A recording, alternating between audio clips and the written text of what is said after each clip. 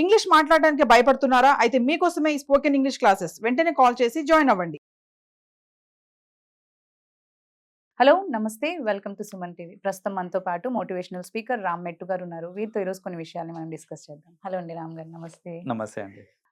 So ఒక person ఎప్పుడే కానీ అంటే ఏదన్నా అనుకుని తను ఒక డెసిషన్ తీసుకున్నాడు, లేదంటే కెరియర్లో కానీ ఏదైనా వర్క్ విషయంలో తను ముందుకు వెళ్దాము, నాకు వర్క్ చేద్దాము అని అనుకుంటే తన చుట్టూ ఉండే చాలామంది తనని డిగ్రేడ్ చేస్తూ ఉంటారు. చాలాసార్లు చూస్తూ ఉంటాం ఇది మనం. అంటే ఫ్యామిలీ వాళ్ళే కావచ్చు, ఫ్రెండ్స్ కావచ్చు, అంటే మనం ఎదగడం ఇష్టం లేని ఏదైనా వేరే పర్సన్ అయినా కావచ్చు, సరౌండింగ్లో ఉన్న వాళ్ళు నీ వల్ల కాదు అది, ఎందుకు నువ్వు దాని వెనకాల టైం వేస్ట్ చేస్తున్నావు, నీకు అది సూట్ అవ్వదు అనో, లేదంటే నువ్వు దానికి సూట్ అవ్వవనో, నువ్వు అసలు అంటే వేస్ట్ దాని వెనకాల పరిగెడుతున్నావు అని చాలా విషయాల్లో డిగ్రేడ్ చేస్తూ ఉంటారు.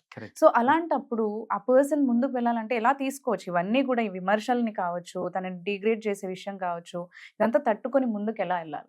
First of all, if you find motivation in demotivation, that is the best thing అండి. So this is what everybody should learn. ఏంటి అంటే ఖచ్చితంగా చుట్టుపక్కల ఉన్న వాళ్ళు మనల్ని డిమోటివేట్ చేస్తూ ఉంటారు ఇన్ వేరియస్ వేస్. మీరు అన్నట్టు కొందరు నీకు టాలెంట్ లేదంటారు, కొందరు మరీ పచ్చిగా నీకు అంత సీన్ లేదులే అనేస్తారు. సో ఏంటంటే బేసిక్గా మనం ఒక థాట్ ఎవరికైనా చెప్పినప్పుడు అక్కడి నుంచి వచ్చే రెస్పాన్స్ నెగిటివ్ రెస్పాన్స్ అయ్యేదానికి 90% ఛాన్సెస్. ఓన్లీ ఒక 10% ఛాన్స్ ఏంటంటే అవును నువ్వు ట్రై చేయొచ్చు ఇది, why don't you do that అని ఒక పాజిటివ్ రెస్పాన్స్ అనేది నెగ్లిజిబుల్ అసలు చెప్పాలంటే. సపోర్ట్ చేసే వాళ్ళు చాలా తక్కువ. అయితే సపోర్ట్ చేసే వాళ్ళు తక్కువ ఉండడం ఒక ప్రాబ్లం ఏంటి ఒకటైతే. రెండో ప్రాబ్లం ఏంటంటే మనము ఎవరన్నా మనకి పాజిటివ్ చెప్పేదానికంటే నెగిటివ్ చెప్పిందే మనం ఎక్కువ తీసుకుంటా ఉంటాం. Like you remember that. So positive వచ్చిన ఫీడ్బ్యాక్ కంటే కూడా negative feedback will taunt us. So మనం ఏంటంటే ఈ నెగిటివ్ ఫీడ్బ్యాక్ ని తీసుకొని మనల్ని మనము డిగ్రేడ్ చేసుకుంటూ దాని గురించి ఆలోచించుకుంటూ మన ఎనర్జీ మొత్తం దానికే మనం వేస్ట్ చేస్తూ ఉంటాం. ఒక పర్సన్ నువ్వు చేయగలవు అన్నా, ఒక 1-2 పర్సన్స్ నువ్వు చేయలేవు అంటే నేను నిజంగానే చేయలేనేమో అనే ఫీల్ వచ్చేస్తుంది, అనే ఫీల్ ఖచ్చితంగా వచ్చేస్తుంది. అండ్ ఆల్సో ఇంకోటి ఏంటంటే మన యాక్షన్స్ కూడా మన థాట్స్ తోటే డిపెండ్ ఉంటాయి అన్ని కూడా. సో ఫర్ ఎగ్జాంపుల్ ఇప్పుడు నాకు ఒక ఎయిమ్ ఉంది, like I want to do that అని, నేను 100% కాన్ఫిడెంట్ ఉన్నా, నేను like I will be able to do that అనేసి.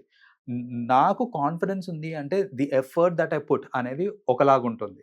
కాన్ఫిడెన్స్ లేదు బికాస్ అందరూ నువ్వు చేయలేవురా అంటున్నారు, నాకు కూడా ఎక్కడో అనిపిస్తుంది నేను చేయలేనేమో అనేసి. అలాంటప్పుడు నేను పెట్టే ఎఫర్ట్స్ కొంచెం డిఫరెంట్గా ఉంటాయి. It will not be 100%. So that is one thing అండి. ఏంటంటే first of all you have to have confidence in yourself. Like రెండోది ఏంటంటే there are 2 kinds of people అండి. ఇంట్రిన్సిక్ ఇంకా ఎక్సెంట్రిక్ అనేసి ఇద్దరు ఉంటారు, 2 types ఉంటారు మనకి. సో బేసిక్గా అందరూ మోస్ట్ పీపుల్ ఏంటి అని అంటే వాళ్ళు extrinsic person is nothing but external sources మీద ఎక్కువ డిపెండెంట్ ఉంటారు. సో అది మోటివేషన్ ఫ్రమ్ అవుట్ సైడ్ అయి ఉండొచ్చు, లైక్ పీపుల్ అరౌండ్ అయి ఉండొచ్చు, ఎవరన్నా అయి ఉండొచ్చు. సో ఇలాంటి కేసులో ఏమవుతుందంటే సపోజ్ నేను ఇప్పుడు బాధపడుతున్నాను, నేను డిమోటివేట్ అయి ఉన్నాను, నాకు మోటివేషన్ ఎక్స్టర్నల్ సోర్స్ నుంచి కావాలి అని నేను అనుకుంటే అది రావచ్చు రాకపోవచ్చు, రైట్? అదే ఆ మోటివేషన్ ఆర్ అది విత్ ఇన్ ఉందనుకోండి అండ్ రెస్పాన్సిబిలిటీ కూడా నేను తీసుకుంటున్నాను అనుకోండి, it will be totally different way all together. For example నేను కొందరు చూస్తుంటానండి, ఎలా అంటే ఏంటి సపోజ్ బిజినెస్ చేస్తూ ఉన్నారు, ఏంటి నీ బిజినెస్ ఎలా ఉంది, లేకపోతే స్టడీస్ ఎలా ఉన్నాయంటే బ్యాడ్ టైం నడుస్తుంది, లేకపోతే ఏంటో కలిసి రావట్లేదు, శని నెత్తి మీద కూర్చుంది, they keep telling that. At the same time success అయినప్పుడు ఏంటి అంత సక్సెస్ అయిపోయావు అని అంటే ఐఎమ్ లక్కీ ఇనఫ్ ఇది అవుతుంది, లేదనంటే దేవుడి దయ. సో మీరు ఇలా చెప్పినప్పుడు ఏమవుతుంది అని అంటే in a way you are dependent on external things. So రేపు పొద్దున మీ టైం బాగున్నా బాగోకపోయినా మీరు ఎక్స్టర్నల్ వాటి మీద డిపెండెంట్ ఉన్నారు. సో మీ గ్రోత్ అనేది ఎక్కడో చోట ఆగిపోతుంది. అలా కాకుండా you take responsibility, have confidence in your self. ఏం జరిగినా దానికి మనం రెస్పాన్సిబిలిటీ తీసుకోవాలి.